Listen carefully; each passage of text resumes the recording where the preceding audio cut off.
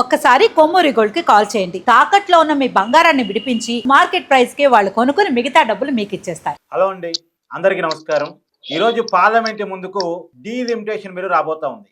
ఇది చాలా కీలకమైన బిల్లు. ఈ దేశంలో ఉన్నటువంటి లోక్సభ స్థానాలను, అలాగే రాష్ట్రాల అసెంబ్లీ స్థానాలను ఉన్న స్థానాల కంటే 50% స్థానాలను అదనంగా పెంచుతూ తీసుకొస్తున్నటువంటి బిల్లు. అయితే ఈ బిల్లు సౌత్ ఇండియాకు అన్యాయం చేయబోతుంది. సౌత్ ఇండియాకు అన్యాయం జరుగుతుంది. అంటే ఆల్రెడీ ఎక్కువ ఉన్న స్థానాలు మరింత ఎక్కువ కాబోతున్నాయి. తక్కువ ఉన్న స్థానాలు తక్కువే పెరగబోతున్నాయి. అంతరం పెరగబోతా ఉంది.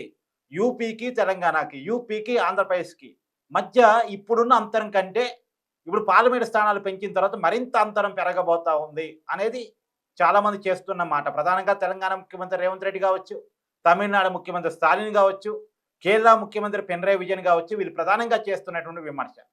దీని మీద మాట్లాడుకునే ప్రయత్నం చేద్దాం. నాతో ఉన్నారు ప్రముఖ సామాజిక రాజకీయ విశ్లేషకులు పెంటపాటి పుల్లారావు గారు.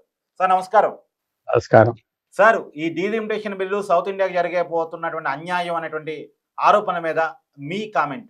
ఈ డీలిమిటేషన్ బిల్ చాలా గొప్ప విషయం. డీలిమిటేషన్ మన దేశానికి ఇప్పుడు 4 అవని అనుకుంటున్నా, జ్ఞాపకం మీద చెప్తున్నా, గూగుల్ గీగిల్ చెప్పట్లేదు. ఇది చాలా ఇంపార్టెంట్, చాలా అవసరం. కానీ ఇది ఏంటి, 850 ఎంపీలు పెడతారా? అసలు దేశానికి 540 నుంచి 850. నేను ఎక్కడ ఏ ప్రజలు అడిగినా ఏ ఉపయోగం అంటే ఉపయోగం లేదన్నారు. ఖర్చులు డబుల్ అయిపోతాయి, కొన్ని వేల కోట్లు ఖర్చు పెట్టాలి వాళ్ళ మీద. ఉపయోగం ఏంటి? 850 ఎంపీల ఈవేళ విషయం జ్ఞాపకం చేస్తున్నా.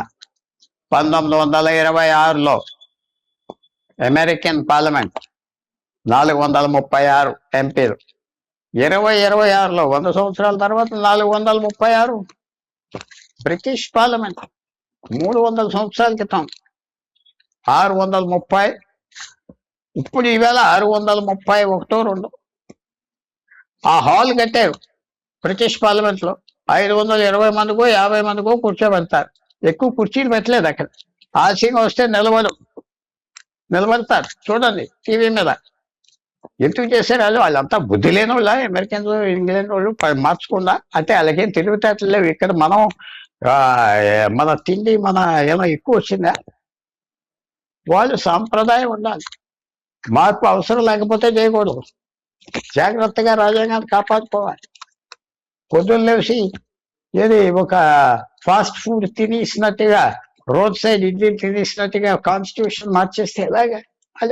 ఇంకొకటి కూడా, ఇప్పుడున్న 543 మంది ఎంపీలే అసలు అందరూ లోక్సభలో మాట్లాడతారా వాళ్ళ 5 సంవత్సరాల పదవీ కాలంలో అన్నది డౌట్. మాట్లాడిన లోపే.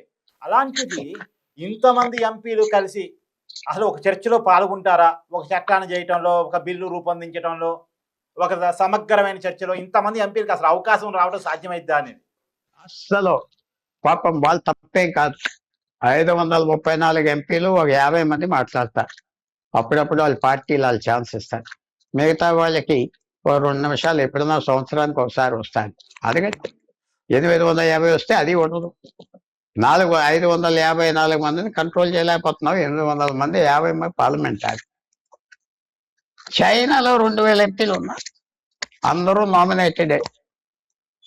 2 వారాల సెషన్ సంవత్సరానికి. వాళ్ళు మాట్లాడటానికి వీల్లేదు, వినటానికే వీళ్ళు చేయొత్తాలి, వెళ్ళిపోతారు. అలా చేస్తే వదిలిపోయింది కదా ఇక్కడ. ఏమిటి నేను చెప్పిన దానికి ఎవరన్నా జవాబు చెప్తారా? అమెరికాలో 100 సంవత్సరాల్లో మార్పు లేదు, ఇంగ్లాండ్లో మార్పు లేదు, మిగతా దేశాల్లో మార్పు లేదు. వాళ్ళు జనాభాలు పెరిగినాయి. అమెరికన్ జనాభా గత 100 సంవత్సరాల్లో 5 రెట్టింపులు పెరిగింది, 4 రెట్టింపులు పెరిగింది. ఇంగ్లాండ్ డబుల్ అయింది. ఎందుకంటే ఇంగ్లాండ్ నుంచి జనం ఇతర దేశాలకు వెళ్ళిపోతూ ఉంటారు. అయినా చేయలేదే. ఇక్కడ ఏంటి లెక్క? ఉత్తరప్రదేశ్కి 80 నుంచి 120 ఎమ్మెల్యేలు, 400 నుంచి 600 మంది ఎమ్మెల్యేలా జిల్లాలు చేశారు కదా. ఏం ఉపయోగపడింది నాకు చెప్పండి. చెప్తే లేదు, ఎప్పుడు చెప్పిన దానికి తక్కువ చెప్పాను అని చెప్తే నేను క్షమాపణ కోరుకుంటా. జిల్లాలు పెంచారు తెలుగు రాష్ట్రాలు. ఉపయోగపడిందా? ప్రజలు ఏమన్నా మాకు బాగా ఉన్నది గవర్నమెంట్ అన్నారా? కరప్షన్ పడిపోయింది అన్నారా? చెప్పండి. ఎక్కడ నాకు కనపట్టలేదు. ఖర్చులు పెరిగిపోయింది. సో ఇది కూడా ఒక చాలా వర్స్ట్. నాకు డీలిమిటేషన్తో ప్రాబ్లం లేదు. బైలా బిల్తో ప్రాబ్లం లేదు. 850 తప్పకుండా 850 చేసి అందరికీ 50% పెంచుతున్నాం కదా అంటే అందరూ ఎదవలా? దీంట్లో లాజిక్ అందరూ అర్థం చేసుకోలేరా? మీకు 5,000 రూపాయలు 10,000 రూపాయలు జీతం, మీకు 50% పెంచుతున్నారు, 15,000 అవుతుంది. నా జీతం 5,000, 7,500 అవుతాయి. ఇక తేడా మన ఇద్దరికి పెరిగిందా లేదా? పెరిగింది కదా. అంటే నీకు 50% ఇచ్చావయ్యా, అంటే అదేం లాజిక్? పని చేయదు. అది మ్యాథమెటికల్ లాజిక్ అవ్వచ్చు, కానీ అది ఇవన్నీ ఎస్ సార్, చేస్తున్నారంటే నేను లేవనెత్తున్న పాయింట్ కూడా అది సార్. ఇప్పుడు ఆంధ్రప్రదేశ్ లో ప్రజెంట్ 25 ఎంపీలు ఉన్నాయి సార్. అది 50% అంటే 30 ఎందుకు చేరవచ్చు. అయితే ఇంకోటి ఏంటంటే, అది మరి ఎగ్జాంపుల్ మన మీరు ఇందాకన్నా యూపీని తీసుకోండి, 80 కాస్త 120 అయితే ఇంతకుముందు 25కి అండ్ 80కి ఉన్న గ్యాప్ ఎంత, ఇప్పుడు 38కి 120కి వస్తున్న గ్యాప్ ఎంత? గ్యాప్ అమాంతం పెరిగిపోతుంది కదా. అలా కాదు, ఇది 100 డబల్ చేస్తానే అందరికంటే వదిలిపోతుంది కదా. డబల్ చేస్తానంటే అందరికి వదిలిపోతుంది కదా.